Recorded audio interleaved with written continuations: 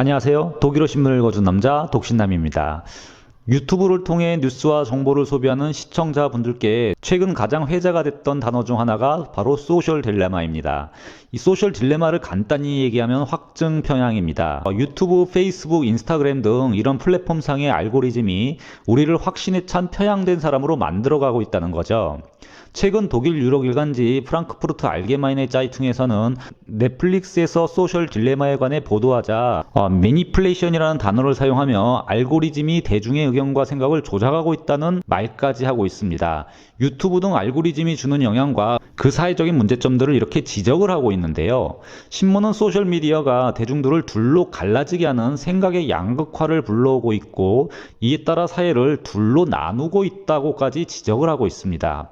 그러나 이런 폐단이 있다고 해서 예전 매스미디어 시대로 돌아갈 수는 없습니다. 이미 시장의 권력은 개인이 직접 찾아서 선택해보는 뉴스의 시대로 접어들었죠. 매스미디어도 여론을 조작할 수 있고 편집을 통해서 왜곡을 하기까지 하는 건 마찬가지입니다. 오히려 유튜브 채널의 등장이 경쟁을 촉발시켜 양질의 영상을 서비스하게 만드는 순기능도 있습니다. 그럼 어떻게 하면 슬기로운 유튜브 시청 생활을 할 수 있을까요? 유튜브 시청자분들께 이 알고리즘의 함정에 빠지지 않기 위해 몇 가지 알면 좋은 인문학적 지식을 뽑아봤습니다. 바로 슬기로운 유튜브 시청 생활 지혜가 될 만한 포인트들입니다.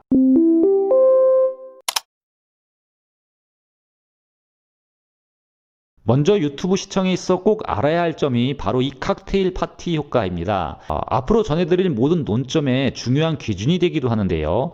이 칵테일 파티 효과는 사람의 약점을 말하고 있습니다.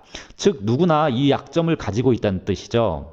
칵테일 파티 효과는 쉽게 정리하면 자기가 듣고 싶은 말만 듣고 기억하는 현상을 가리킵니다. 이 이론은 미국의 심리학자 콜린 체리가 말한 이론인데요. 칵테일 파티장에서 사람들은 시끄럽고 다수의 대화에 노출되어 있습니다. 그런데 이렇게 시끄러운 주변 소음으로 가득 찬 방에 있음에도 불구하고 상대방과 이야기를 나누고 대화자의 얘기를 받아들이게 되는데요.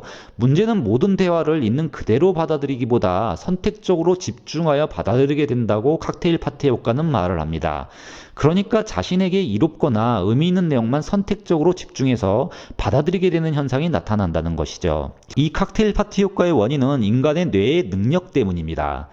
인간의 뇌는 수많은 정보들을 다 처리할 수가 없기 때문에 중요한 것만 처리하고 나머지는 무시하려는 경향이 있습니다. 이에 따라서 여러 다양한 내용의 소리가 귀로 들려와도 우리 뇌는 그 중에 한 목소리만 골라서 처리하는 현상이 나타나는데요. 이때 나에게 의미 있는 것, 내가 듣고 싶은 내용만 선택하게 되는 선택적 지각 현상이 일어나게 됩니다. 이 이론대로라면 인간은 원래 듣고 싶은 말만 듣도록 설계가 되어 있다는 것을 알 수가 있습니다. 그러니까 유튜브의 알고리즘이 나에게 관심 있는 영상만 보여주고 내가 듣고 싶은 영상만 추천해 주는 것이 문제가 아니라 인간 자체가 원래 이렇게 약한 거죠. 유튜브 알고리즘은 이를 사회 구조적으로 더 강화시키고 있다는 게 문제가 되는 겁니다. 즉 우리가 유튜브를 시청할 때는 나의 정보 처리 능력은 객관적이지 않다는 사실을 기억할 필요가 있습니다. 이런 중립적이지 못한 인간 내의 정보 처리 능력은 정보를 내가 원하는 유리한 쪽으로 왜곡시키기도 하고 받아들일 때 논리 구조 자체를 편향적으로 바꾸기도 합니다. 그럼 어떤 논리 구조에서 이런 현상이 발생할까요? 유튜브 상에서 가장 왜곡되기 쉬운 두 개의 논리 구조를 설명해 보겠습니다. 먼저 우리는 정보를 들을 때 시간의 논리를 잘 구분해야 합니다. 자세한 설명을 드리기 전에 잠시 예를 들어 보겠습니다. 제 시청자분들이 주로 40대이시기 때문에 저와 상황이 같으실 듯한데요. 저는 딸 아이 한 명을 두고 있습니다. 아마도 많은 분들이 부모님이시고 아이들이 있으실 겁니다. 우린 우리 아이들이 어떤 성격이다 잘 알고 있죠. 예를 들어 우리는 30대에 아이를 낳고 40대 중반 지금에 들어서 10년 정도 키워보면서 우리 아이들을 착하다라고 평가하고 있다고 가정을 해보겠습니다. 그런데 오늘 아침 학교 가기 전 딸 아이가 화를 냈거나 짜증을 냈다 해서 또는 버릇없게 굴었다고 해서 늘 해왔던 딸 아이에게 대한 평가, 착하다라는 평가가 바뀌지는 않습니다. 그러나 오늘 아침 버릇없이 행동하고 부모님께 화내고 했던 것들은 착한 것과는 분명 거리가 멀죠. 그럼 왜 오늘 아침 그렇게 버릇없이 부모님에게 아이들이 행동을 했는데 우린 여전히 우리의 자녀들을 두고 착하다라고 생각하고 있을까요? 이건 시간의 논리가 다르기 때문입니다. 즉 오늘 아침 버릇없이 행동한 한순간의 시간이 딸과 부모님 사이에 의미를 만들어 온 그 긴 시간을 대체할 수 없기 때문입니다. 여기서 긴 시간이라고 말씀드리는 건 사실 물리적인 시간의 합보다 어떤 평가할 수 있는 의미가 있는 시간으로 얘기하는 것이 더 정확하죠. 즉 우리가 살아가는 공간에는 두 개의 시간이 존재하고 있음을 알 수가 있습니다. 딸이 짜증을 냈던 그 순간, 이는 모든 분들이 그 순간을 지나온 시간이죠. 그런 과학에서 말하는 시간이 있고요. 그래서 이를 객관적인 시간이라고도 합니다. 이에 반해 부모님이 딸을 바라보는 시간에서는 어떤 의미와 평가가 담겨 있고 이 의미가 오랜 기간을 지배하고 있죠. 이렇게 확장되는 시간, 바로 주관적인 시간도 있습니다. 이는 고대 그리스 사람들이 사용했던 시간의 개념으로 이렇게 고대에 그들은 시간을 세밀하게 구분을 했었는데요. 이를 두고 크로노스 그리고 카이로스라고 불렀습니다. 그러니까 크로노스는 아주 과학적인 시간이고 자연적인 시간을 가리키죠. 객관적인 시간입니다. 이는 달력의 시간이고 시계가 말하는 시간입니다. 지금 제가 영상을 찍고 있는 이 시간은 오후 3시 30분이고 조금 후에는 3시 31분이 됩니다. 바로 크로노스의 시간이죠. 연속해서 흘러가는 시간입니다. 그러나 카이로스의 시간은 딸이 부모님에게 착하다는 의미가 담긴 시간으로 바로 착하다는 의미가 핵심입니다. 어찌 보면 의미의 시간이죠. 이 의미는 과학적 시간을 넘어 확장됩니다. 그래서 바로 주관적인 시간입니다. 이 카이로스의 시간은 어찌 보면 딸과 부모님처럼 오랜 기간 알고 지낼 때만 형성되는 것이 아닙니다. 예를 들어 내 눈앞에서 누군가 남몰래 선행을 해서 나의 삶을 변화시켰을 때 알고 보니 그 사람이 나는 전에 몰랐던 유명한 누구였더라. 그러면 그 인물에 대해 알고 지낸 적은 없지만 그리고 짧은 순간 경험을 했지만 그 사람에 대한 평가와 의미가 시간이 확장되어 내 인생에서 남게 됩니다. 바로 카이로스의 시간이죠. 우리가 이렇게 객관적으로 흘러가는 시간을 나타낼 때 연대기라고 하는데 이를 영어로 크로니컬 또는 연대학을 크로놀러지라고 부릅니다. 바로 그리스 크로노스에서 어원이 유래했습니다. 즉 이 연대기라는 뜻은 객관적인 시간이라는 의미가 있습니다. 그래서 그 시대에 다른 나라에게 어떤 일이 있었는지 객관적으로 비교할 수가 있는 것이죠. 바로 크로노스의 시간이기 때문입니다. 즉 오늘 아침 부모님에게 화를 낸 아이는 그 순간에 흘러가는 시간에서만큼은 나빴던 겁니다. 그러니까 크로노스의 시간, 그 순간에서는 아이들은 좋은 아이가 아니었던 거죠. 그리고 크로노스의 관점에서 한순간 아이들이 버릇이 없었고 나쁘기도 했지만 또 다른 크로노스의 시간에는 착하기도 하고 이런 상황이 크로노스의 시간에서 반복적으로 그리고 연속적으로 나타나게 됩니다. 즉 어떤 특정 크로노스의 시간적 의미로는 한 사람에 대한 전체적인 인생평가를 할 수가 없습니다. 데이터가 협소하고 부족하기 때문이죠. 잘못하면 딸의 오늘 아침 행동만으로 우리 아이들의 인격을 나쁘다고 평가하는 것과 똑같이 되는 것이죠. 한 사람의 인격과 인생을 평가하기 위해서는 카이로스의 시간적 의미가 더 중요합니다. 이는 주관적인 시간이고 우리가 의미를 부여하는 시간이기 때문이죠. 그러니까 우리는 누군가의 인격을 얘기할 때 우린 카이로스라는 시간의 개념으로 접근해서 판단하게 된다는 것이죠. 그런데 가끔 유튜브에서 이 시간의 논리를 섞어 사용할 때가 많죠. 그리고 우리는 칵테일 효과에 따라 우리가 듣고 싶은 대로 그 논리에 편승해 생각의 이를 확증하게 됩니다. 예를 들어보면요. 빅히트 엔터테인먼트가 얼마 전 주식 상장을 하고 떡상을 했는데요. 그 후 주식이 엄청 하락했죠. 급락을 했기 때문에 기대치에 못 미쳤다거나 수익 구조가 불안하다거나 수많은 이유가 나왔습니다. 그런데 그날 크로노스의 시간 속에서 급락을 했다는 것을 주목을 해야 합니다. 그 순간 그날 그 객관적인 시간 주식시장에서 주식 가격이 비싸다는 얘기였지 빅히트 엔터테인먼트의 전체 평가가 나쁘고 빅히트 주식의 의미가 좋지 않다는 뜻은 아닙니다. 즉 카이로스의 시간에서 빅히트의 평가는 건실하고 좋은 주식이죠. 이를 두고 빅히트사가 원래 그 자체가 나쁘다, 수익 구조가 정말 안 좋다로 빅히트 자체에 큰 문제가 있는 것처럼 평가하여 보도하거나 또한 이렇게 시청자분들이 받아들이는 경우도 있었습니다. 바로 크로노스의 시간 개념을 카이로스로 바꿔치기 한 거죠. 그건 우리 아이들이 오늘 아침 화를 냈다고 너는 나쁜 아이야로 일반적으로 평가하는 거나 마찬가지입니다.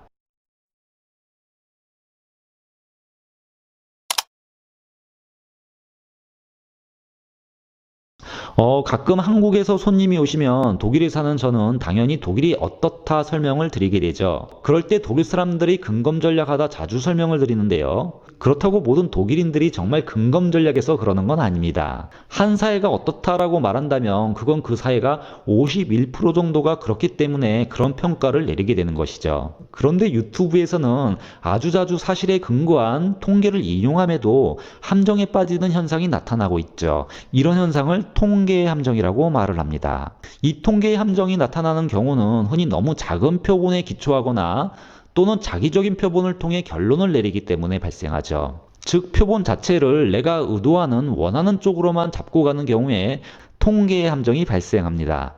자세히 얘기해서 49%와 51%를 바꿔치기 하면 어떻게 될까요? 진실관계를 바꿀 수가 있습니다. 즉 이런 아주 교묘한 방법은 사실관계를 왜곡하는 데 자주 쓰이는 방법이기도 합니다. 예를 들어 일단 극단적으로 프로테이즈를 높여보고요. 한 나라에서 100명이 죽었다는 통계가 있습니다. 그중 98명이 먹을 것이 없어 기아로 사망을 했고요. 2명은 너무 많이 먹어 당뇨가 심해서 죽었다고 가정해 봅시다. 그리고 2명이 너무 많이 먹어서 죽었다는 기사를 내도 틀린 얘기는 아닙니다. 사실에 근거한 기사죠. 그러나 이런 기사를 접하는 사람들은 이 나라는 부자 나라구나. 사람들은 그런 생각을 하기 마련입니다. 그러나 팩트는 많이 먹어 죽는 사람보다 훨씬 더 많은 수많은 사람들이 굶어 죽어가고 있다는 사실이고 적은 사실로 더 큰 사실을 덮는 오류를 범하게 되는 거죠. 이 통계의 함정이 작동하는지는 특히 역사에 관한 채널에서 주의 깊게 들으셔야 합니다.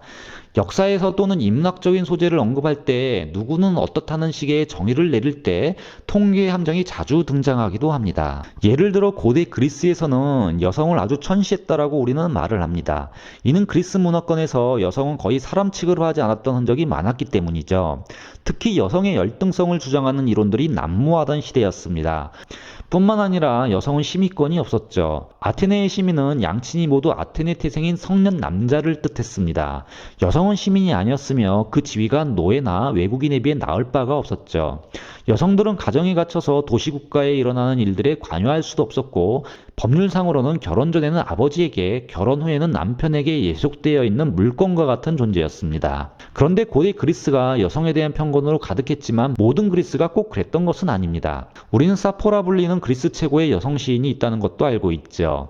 유럽의 수많은 예술가들에게 큰 영향을 끼쳤었고 레즈비언, 뮤즈 등 수많은 단어의 중심에 섰던 장본인이기도 합니다. 프리드리 슈레겔이라는 독일의 언어학자이자 문학자였고 비평가였던 그는 만약 사포의 모든 시가 현재까지 존속했다면 우리는 오늘날 호메로스를 기억하지 못했을지도 모른다라고 말했던 적이 있습니다. 플라톤은 그녀를 가리켜 10번째 뮤즈라고도 했고요. 후대 사람들은 이렇게 그녀를 호메로스의 버금가는 인물로 묘사를 하기도 합니다. 그럼 이렇게 여성의 편견이 가득했던 당시 그리스의 문화에서 어떻게 이런 대단한 여성이 나올 수가 있었을까요? 바로 그녀가 살았던 레스보스 섬은 여성에 대해 호의적이었기 때문이었죠. 그런데 여기서 여루시인 사포의 예를 가지고 그리스가 여성 평등이 보장된 사회였다고 주장할 수는 없습니다. 그럼 여기서 표본을 바꿔치기 하면 어떻게 될까요? 아니면 통계의 표본을 사포로만 한정짓고 그리스는 남성 우월주의 사회가 아니었다고 한다면 역사의 사실을 완전히 왜곡하게 되는 것이죠. 이렇게 통계의 함정을 잘 사용하면 일단 썸네일 즉 제목에서 아주 자극적인 글을 뽑아낼 수가 있습니다. 그리고 사람들은 칵테일 효과에 따라 내가 믿고 싶은 것만 믿으려는 메커니즘이 작동하게 되겠죠. 다시 프랑크푸르트 알게마이네 짜이퉁의 보도 내용으로 돌아가도록 하겠습니다. 신문은 이런 유튜브 등 소셜 네트워크의 알고리즘의 기술적 진보 속도는 텔레비전 등에 비해 아주 빠르다고 말을 합니다. 그런데 여기서 더 큰 문제는 알고리즘은 빠르게 생각하는 것뿐만 아니라 아주 유연하게 생각을 한다고 신문은 경고까지 하고 있습니다. 소비자들을 묶어두기 위해서 알고리즘이 조작하고 있다는 것을 숨기지도 않는다고 주장을 합니다. 이 알고리즘이 소비자들에게 굉장히 유연하게 다가간다는 거죠. 결국 새로운 환경에 살아가는 포노사피엔스는 소셜 딜레마에 빠지지 않기 위해 그들의 판단력과 지적 능력을 키워야 하고요. 소비자들은 그들의 지적 능력을 통해 이를 극복해야 하는 과제를 떠안게 됐습니다. 지금까지 독신남이었습니다.